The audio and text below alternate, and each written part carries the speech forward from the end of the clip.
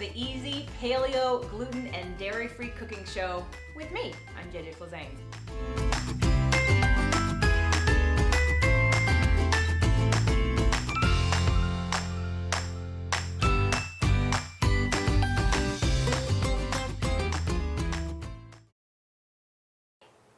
Do you love to shop online? Wish you could get everything that you could get at those health food stores delivered to your door? Well, you can with Thrive Market.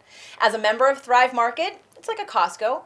You get 25 to 50% off your favorite organic and non-GMO products delivered to your door. Click on the banner or go to save@thrive.com. Today's show, we're going to take our homemade almond meal and make it into paleo chocolate chip cookie bars. So once you've dried your almond meal and you've put it away in a glass container, and you can put it just on the shelf, it doesn't have to be refrigerated, provided that it's completely dry.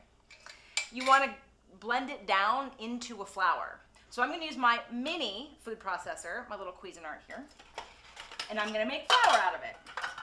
I'm going to pour it into my Cuisinart.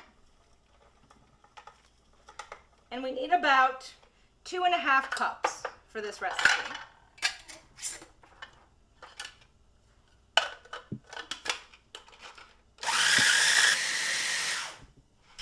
Okay, now you have officially your own homemade almond meal. Use it on things that you want to make sweeter.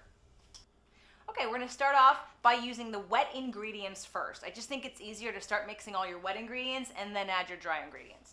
I like to make things as simple and as easy as possible. So we're gonna start off with 2 organic eggs. Use the whole egg, the yolk and the white. And I'm gonna beat those eggs. Then we're gonna use 2 teaspoons of vanilla. Now I cheat and use the cap, but if you wanna pull out and use your measuring spoons, go for it. 2 teaspoons of vanilla. And we're going to use 1/3 cup of either raw honey or maple syrup. That's our sweetener.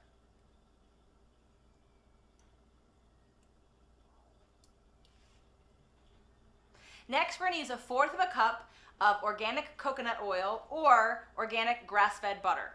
Both are great. I'm going to use coconut oil today because it's really easy because it's all ready to pour.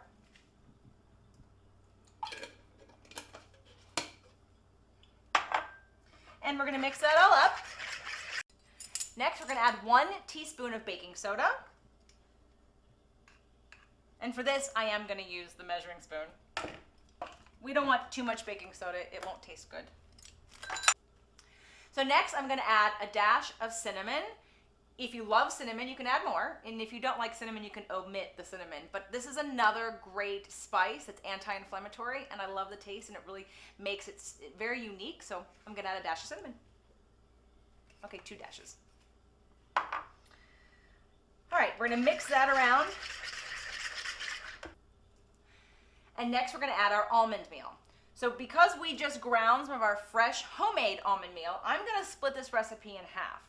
Now, this would be fine to use by itself, but I want to introduce you to another product that's so great. So I'm going to use 1 cup of our homemade almond meal.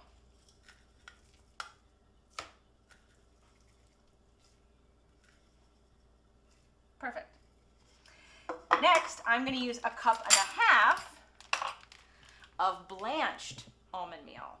Blanched almond meal looks like cake. And it tastes like cake. When I discovered blanched almond meal, I mean, everyone who ate this thought it was amazing, and it did. It tasted like cake.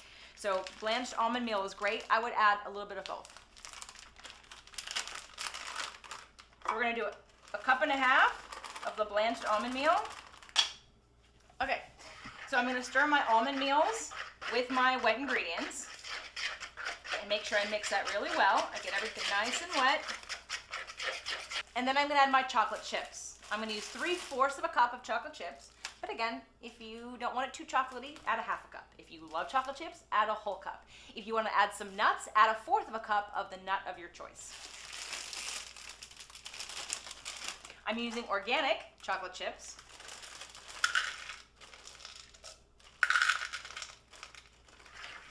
Fold in your chocolate chips. and we're gonna get ready to put it in the pan. So the Pyrex that we used in the egg bake show is the perfect size. So I'm gonna use 2 dishes, so that way I can keep it a little bit thinner, and I'm gonna use coconut oil to spray it on the bottom.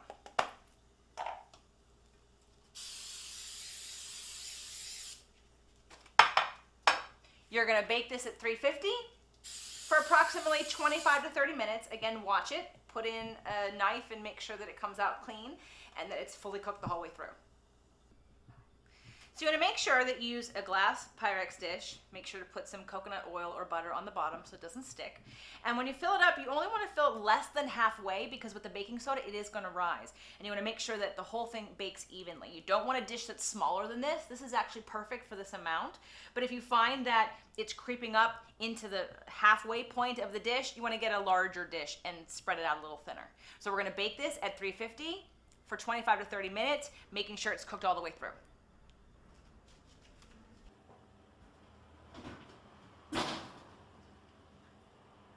Enjoyed today's show? Want more right now? Come on over to fit2love.tv and check out our Tasty Tuesdays for more easy paleo, gluten, and dairy-free cooking.